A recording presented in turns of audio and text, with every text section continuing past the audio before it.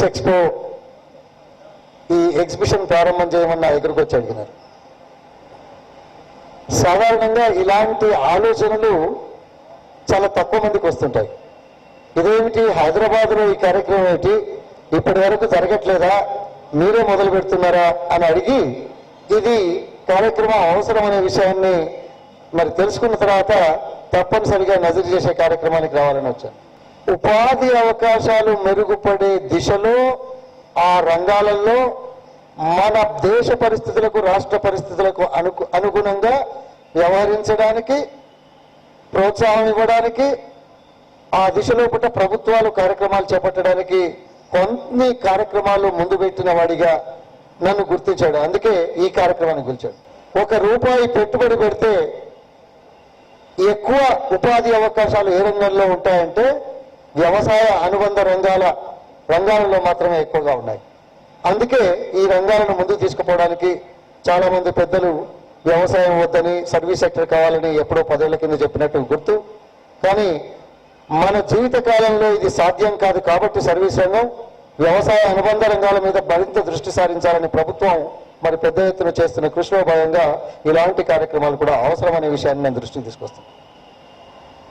దైనందిన జీవిత ఒత్తిళ్లలో కుటుంబాలు వెనుకటి కాలంలో కాకుండా విడిపోయి తమ వ్యాపకాల్లో నిరంతరం కృషి చేసేటువంటి సందర్భాల్లో ఆ ఒత్తిడిని తట్టుకోవడానికి చేసే ప్రయత్నంలో భాగంగా మనశ్శాంతిని పొందేందుకు వీలుగా ఇలాంటి పెట్స్, అక్వేరియంస్ మన ఇళ్లలో పెట్టుకునేటువంటి అవకాశాలు అందరికీ ఉంటాయని కాకపోయినా సమాజంలోని ప్రజల్లోని 5% మంది ప్రజలు తమ జీవన ప్రమాణాలు మెరుగుపడిన వాళ్ళు ఎంతో కొంత ఇటువంటి వాటి మీద పెట్టుబడి పెట్టుకోగలిగిన వాళ్ళు, ఖర్చు చేయగలిగిన వాళ్ళు సమాజంలో ఉన్నారు. కాబట్టి ఆ కోణంలో ఆ వర్గాలను ఆకట్టుకోవడానికి తద్వారా ఉపాధి అవకాశాలు మెరుగుపరచడానికి చేసే ప్రయత్నమే ఇవాళ నజీర్ గారు, ధనశేఖరన్ గారు చేపడుతున్నారు. దానికి ప్రభుత్వ పరంగా మేము ప్రోత్సహించాల్సిన బాధ్యత ఉందనేది కూడా నేను చెప్పగలుగుతాను. ఇంత చక్కటి కార్యక్రమాలు మొదటిసారిగా నగరంలో ఇలాంటి కార్యక్రమాలు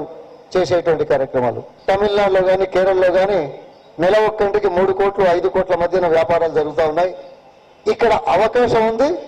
అవగాహన పెంపొందిస్తే తప్పనిసరిగా మిగతా రాష్ట్రాల కంటే మన దగ్గర ఎక్కువ వ్యాపారం చేయొచ్చు, దీనివల్ల ఎక్కువ ఉపాధి అవకాశాలు కలుగుతాయని ఇలాంటి కార్యక్రమాల మీద దృష్టి సారించి మొదటిసారిగా మీరు చేస్తున్న కృషికి అభినందనీయం. ప్రభుత్వ పరంగా కూడా ఈ కార్యక్రమాలు చేయాల్సిన అవసరం ఉంది. ఇవాళ అక్వేరియం సంగతి వచ్చింది, ఫిషరీస్ గురించి కూడా చెప్పారు. మరి దేశంలో ఎక్కడ కూడా ఒక్క కేరళలోనే 2 సంవత్సరాలకు ఒకసారి ఆక్వా ఎక్స్పో జరుగుతూ ఉంది.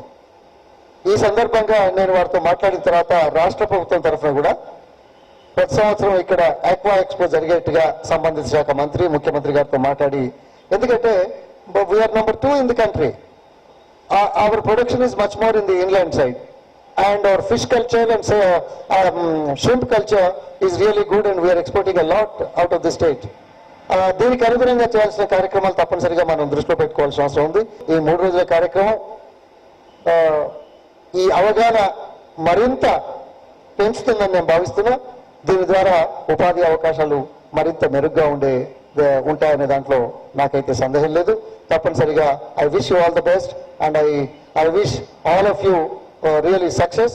So with this you should be in a position to show the path for others so that the employment generation, which is the key sector that is required and key area that is required, at least it will give a push in spite of the fact that the government has undertaken so many measures.